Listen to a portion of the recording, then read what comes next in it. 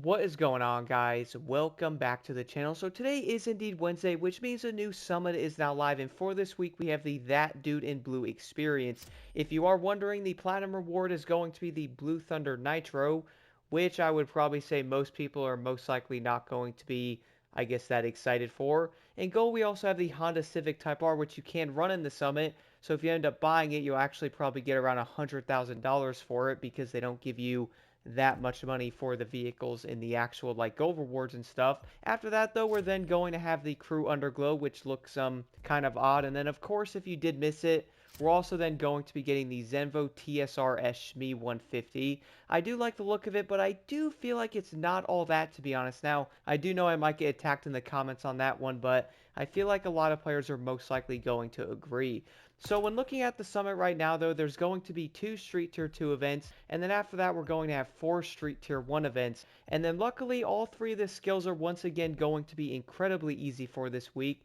They are all going to be slaloms. The funny part about that is when looking at these, I was actually going to run a weird vehicle, but I was like, you know what, man?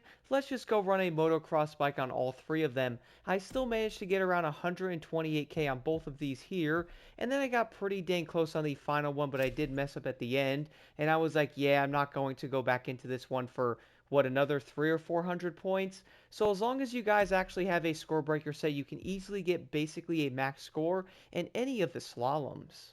Now, when it does come to these 6 events here, for some odd reason, they did end up picking a lot of events this week that are going to take a good amount of time to complete. So, for example, the one here at the Shelby GT500 is over 4.5 minutes. This is actually a fairly long event. You obviously are using a Street Tier 2 vehicle, so it's going to do around 235 miles an hour or so on, certain areas for that matter. We're then also going to have a few Tier 1 events that are around 3 minutes and 30 plus seconds. So I would say if you guys are looking to take some time on this or get this summit done quick, it is most likely not going to be a quick one. We also have another event here that's going to be almost 7 minutes, over 6 minutes and 40 seconds on average. And I would probably say this race is probably going to feel incredibly slow. The Honda Integra Type R is not a bad car, but doing a longer event like this one, guys, I just feel like it wasn't all that fun, to be honest. I mean, going around the turns doing like 50 or 60 miles an hour, for some odd reason, I really did feel insanely slow in there. Now, for the other 2 events here, though, you actually can run the same vehicle. I did end up running the 240SX on both of them, which obviously this one you have to. But for the car built from a dream, I did run the exact same one on it. Now, the SX is going to be fairly decent. Is it going to be the best Tier 1 vehicle? Well, honestly, probably not. But I would also say, though, this car is not going to be a terrible pick. But keep in mind, though, depending on that build you're running, this thing can definitely be sliding everywhere pretty bad. Like, pretty much a lot of dudes trying to slide into DMs, and they obviously can't do it, is pretty much how you're going to feel in the Nissan 240SX. And pretty much after running that race, which, by the way, that one is in the rain, the next one here isn't going to be nearly as bad, but once again, over 3 minutes. And I would say the SX isn't a terrible car, but as I did mention around the corners, it can slide a lot.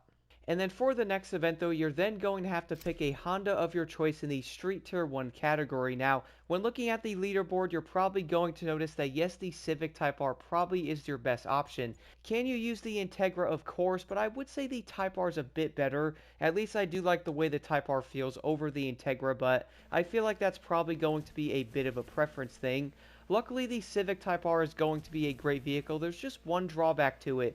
The overall top speed on this thing, unless you're going down a mountain, is around 184 miles an hour. Also, the name of that race, the Sleeper of Motorfest, I am basically going to go to sleep probably doing this summit because, but after that though, as I did mention, the Ford Shelby event here, guys, is over 4.5 minutes. The Shelby itself is not a bad car in any way, like I don't hate it.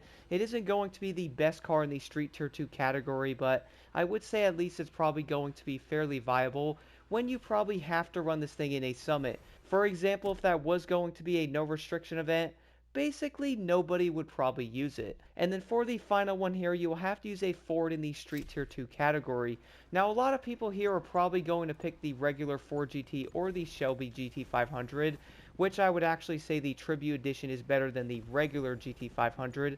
For me though, guys, I would recommend trying out the Ford GT. I like this thing. It actually sounds great, it feels great, and I would say it's a good car in this game. At least compared to the Crew 2, it wasn't honestly all that great. But in Motorfest, I would actually say the 4GT is a pretty decent option. Is it going to be better than the lovely Mustang Shelby GT500?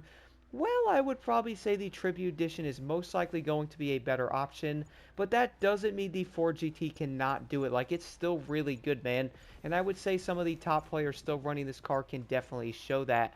Keep in mind, though, if you do not have the Ruby Edition, of course, the regular 4GT can also do a similar job to it. Overall, though, guys, I feel like a lot of people might like this Summit, but to be honest, it isn't going to be all that, especially having a regular Nitro as the Platinum reward.